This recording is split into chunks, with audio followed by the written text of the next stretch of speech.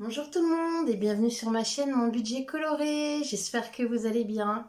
Alors, je vous souhaite tous mes meilleurs vœux pour 2023 en espérant que cette nouvelle année vous apporte bonheur, sérénité, réussite dans toutes vos envies.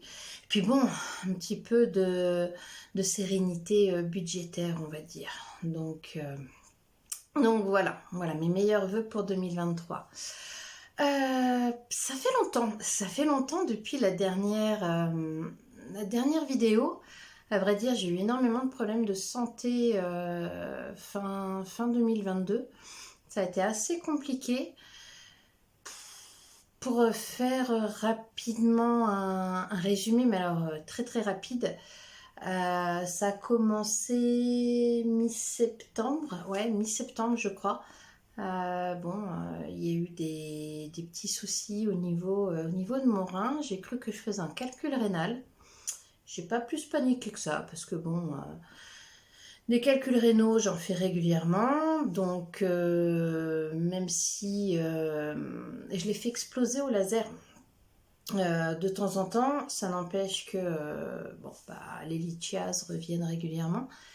Et donc, voilà, pas de panique, j'avais mal, mais le temps de l'évacuer, tout ça, je panique plus.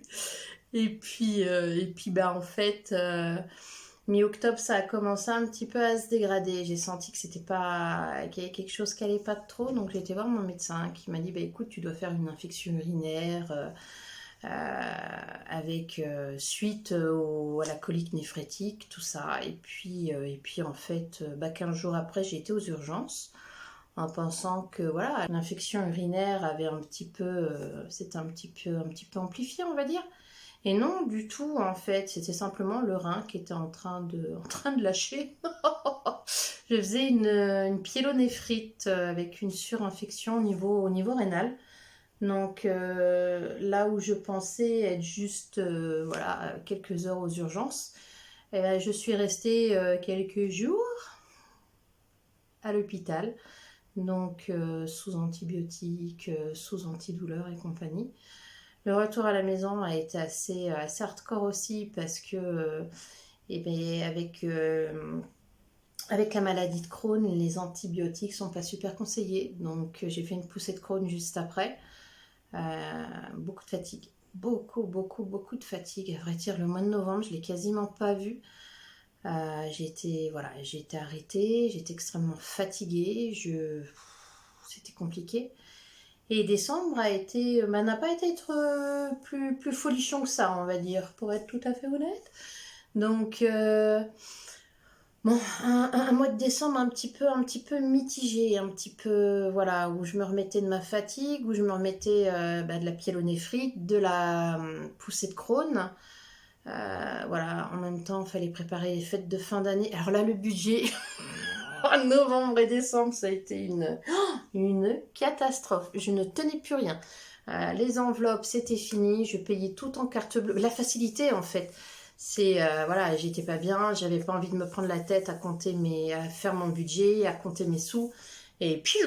Alors surtout les mois qu'il faut pas, quoi. Je veux dire, c'est déjà des mois qui sont dépensiers de base parce que on va avoir des gros repas, on sait qu'il y a les cadeaux à préparer. Et ça a été une orgie, vraiment. Ça a été. Pareil, j'ai eu un petit accident avec la voiture. Ce premier mois de permis, ça a été une orgie. Excusez-moi, ça a été en me garant, mais vraiment en me garant. Je fais attention à l'arbre qui était bien visible et je ne vois pas le petit poteau, la petite bique là, je sais pas trop là, sur le devant. Et puis je me gare et bim, j'entends, je fais oh ma voiture. Et voilà, le phare était embouti, le devant était embouti, l'aile était emboutie. On a eu pour 1000 balles de réparation. Ah, je vous dis, octobre, novembre, là, ça a été l'apothéose, je crois. Ça fait mal. Mais attendez, parce que j'ai commencé 2023 dans le même Covid. Bim. Donc, ah là là, ça a été dur, ça a été dur. Pareil, le Covid, là, je m'en remets tout juste, je renifle encore un petit peu. Mais ouais, non, franchement, là, les trois, faut que ça arrête. Faut que ça arrête. je fatigue. Enfin là, c'est plus psychologique, c'est moralement. Il y a un moment où on va se calmer, on va me laisser reprendre mon souffle un petit peu parce que ça va pas le faire. Donc, mais bon, après rien d'insurmontable. La preuve, je suis là. Donc, j'ai eu beaucoup de chance dans mon malheur, c'est que j'ai toujours payé mes cotisations. Ça fait 8 ans que je suis auto-entrepreneur.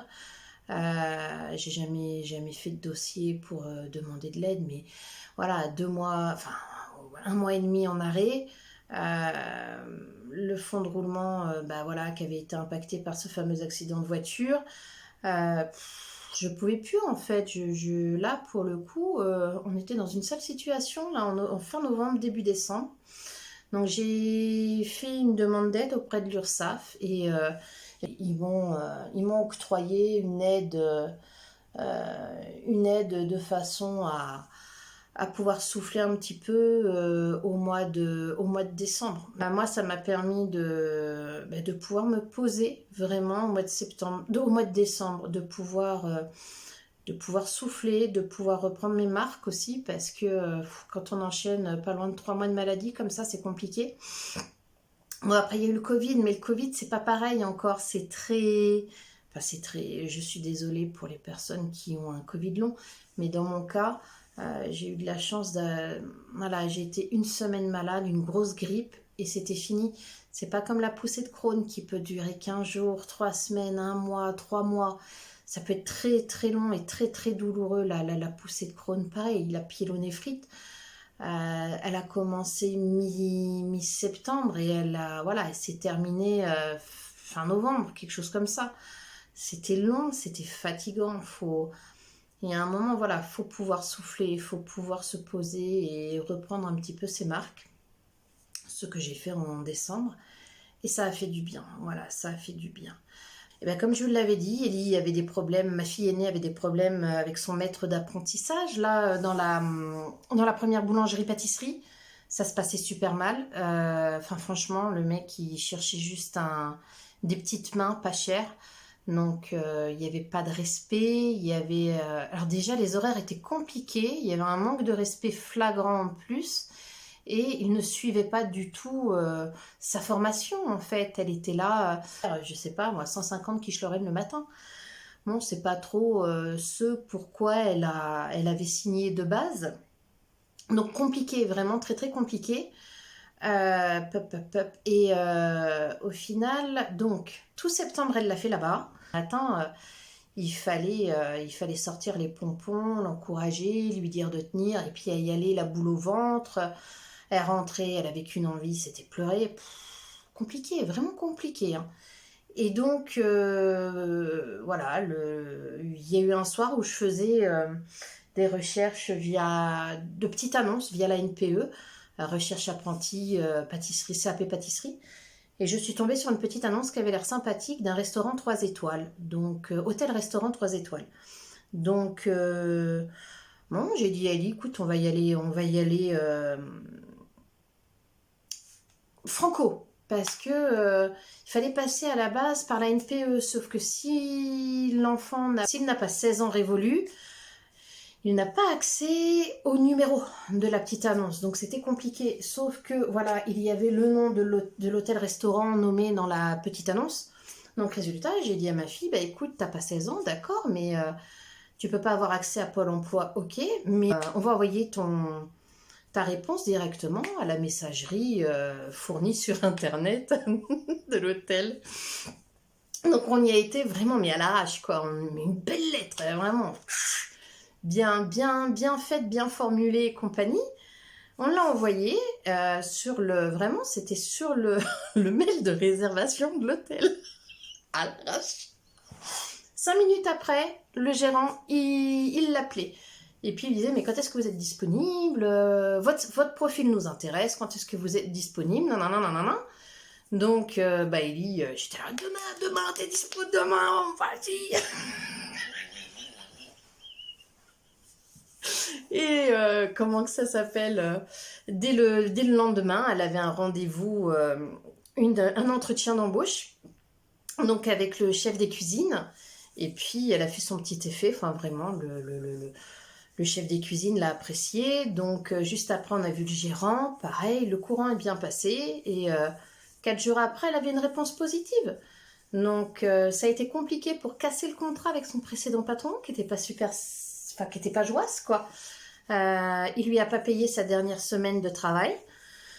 On a bataillé parce que moi je suis désolée, il lui doit une semaine, c'était pas gratuit. Et puis voilà, elle a commencé dans l'hôtel-restaurant. Alors, ça a été le coup de foot direct avec l'équipe de cuisine. Elle s'entend super bien avec le grand chef cuisinier, avec le chef pâtissier, avec le second pâtissier. Enfin, vraiment, ils prennent le temps de lui apprendre. Alors oui, elle fait des gestes répétitifs. Comme la dernière fois, là, juste avant Noël, ils avaient une pâtisserie qu'ils appelaient le sapin, qui est en... comme ça, là. Là, on a fait 69 pour 11 couverts. Donc, c'est-à-dire qu'il y a eu de la perte quand même. Mais voilà, c'est normal. Il faut que ça soit parfait. C'est un restaurant de standing. Que la pâtisserie soit belle et parfaite, c'est logique. Ça rentre dans sa formation. C'est pas faire 150 quiche Lorraine bêtement, sans comprendre en fait ce qui est fait. Enfin, voilà, dans son sa précédente place, on lui collait la... Tout était fait d'avance. On lui collait juste les douilles dans les mains et débrouille-toi. Que là, non, elle assiste le pâtissier en second. Il lui montre les gestes, elle refait les gestes et elle kiffe. Elle kiffe de fou. La dernière fois, elle a fait 3 caisses de citron. Elle n'en pouvait plus, mais elle adore parce qu'à côté de ça, eh ben, ils lui apprennent tous les trucs et astuces avec les citrons, les zestes, les machins, les trucs, et puis comment le faire sécher, comment le faire confire, comment le... Ça lui plaît. Ça lui plaît. Donc vraiment, ça a été un soulagement qu'elle trouve cette place. Ma petite seconde, eh ben, suit son cours de son petit bonhomme de chemin. Elle va super bien. Elle continue l'orthophoniste, elle continue la psychomotricienne. Donc, faut voir. Peut-être que la psychomotricienne, on va peut-être faire une pause le temps que le cerveau mûrisse un petit peu, de façon à voir à la rentrée prochaine si on reprend des séances ou pas. Voilà, laisser vraiment le cerveau se poser un petit peu, mûrir un petit peu, et puis voir après si on reprend. Elle finit son bilan là, cette semaine, et on en saura un petit peu plus courant du mois prochain. Donc je pense que le mois prochain, de toute façon, je n'aurai pas la psychomotricienne. 160 € d'économiser, et ça serait cool. Donc, ma foi, pour janvier, de nouvelles résolutions. Moi, j'ai commencé un nouveau cahier, et tout beau. Donc, on en parlera un petit peu plus dans la prochaine vidéo. Là, c'était vraiment une vidéo papotage un petit peu pour donner des nouvelles. On a un grand projet là pour le mois de février, c'est partir à Paris pour 4 jours avec les filles. Donc on est en train de préparer un budget. On a réussi à peu près à mettre déjà, on va dire, un bon tiers de côté. On va faire 15 jours la semaine blanche sans course. C'est le but du jeu, de façon à récupérer 100 €. Ce qui nous amène à la moitié du budget. Ça va être un beau budget quand même de 600 €. Hein, donc on a prévu pas mal de trucs. Donc on arrive le jeudi soir. On dort chez ma meilleure amie, donc ça va nous aider. On doit visiter, on va aller visiter Montmartre, la place du Tertre, la basilique du Sacré-Cœur. Qu'est-ce qu'on voudrait faire aussi? On voudrait faire un escape game, on voudrait aller voir... alors on hésite encore, le musée Grévin, il y a l'exposition L'art du kimono. Qu'est-ce qu'il y avait encore? Les filles, elles voulaient aller voir le Louvre. Alors Mathilde a une fascination pour Mona Lisa, voilà, donc elle veut aller voir la Joconde. Donc on va voir comment on s'organise, ce qu'on va faire, parce que le planning n'est pas encore tout à fait défini. On voudrait aussi aller se promener dans le quartier japonais à Paris. Donc voilà, mes filles, elles veulent manger des ramen comme dans les animes. Qu'est-ce qu'il y a? Enfin voilà, on a prévu pas mal de petites choses au final. Et on va mélanger le tourisme, le culturel et puis juste, enfin voilà, profiter aussi, profiter de ma meilleure amie parce que c'est trop cool. C'est trop cool. Donc, puis voilà, mais Elisa, elle est en vacances là pour son mois de février. Donc, faut qu'on en profite quoi. On a de la chance. Mathilde est aussi en vacances. Donc, vraiment, on va en profiter à ce moment-là. Et on verra après pour cet été comment on s'organise. Pareil, si on part en vacances, si oui, où, quand, comment, on ne sait pas encore. Donc voilà, mais on a quand même des petits projets là qui se profilent, qui vont être sympas comme tout.